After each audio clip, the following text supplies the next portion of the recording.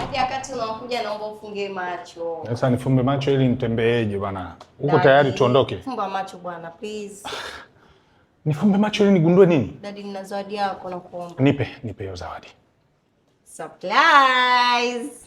Nifumbue? Fumbua.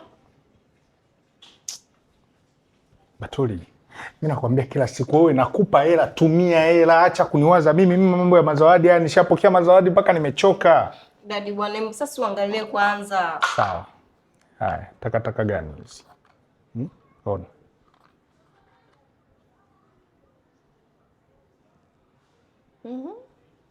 Batuli na mimba?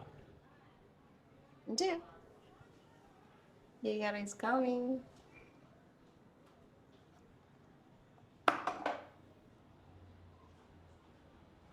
Binti, kwenye mazungumzo yangu mimi na wewe, kuna siku labda nimewahi kuambia kwamba nahitaji mtoto na wewe? Hapana. Okay. Kuna siku labda nilikwambia mke wangu hawezi kuzaa? Hapana. Kuna siku nilikwambia mke wangu sio mama bora? Hapana. So, au kuna siku tuliwahi kufanya makubaliano ya kuzaa? Batuli, mimi sihitaji mtoto na wewe. Wewe kwangu ni kiburudisho, ni starehe. Mwenye leseni halali ya kunizalia watoto kwenye huu ulimwengu ni mke wangu tu, na sio vinginevyo.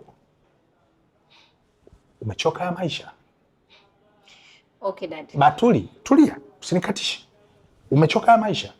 Umechoka hizi hela? Sasa sikiliza. Wewe, mimi hiyo mimba siusiane naye. Daddy, mimi nilikuwa nakudanganya tu. Mimi sina mimba wala nini, sema tu najisikia vibaya. Na hichi ndio kipimo chenyewe nataka nikaangalie tu, lakini sio vingine. Binti, mimi ni mtu mzima ujue.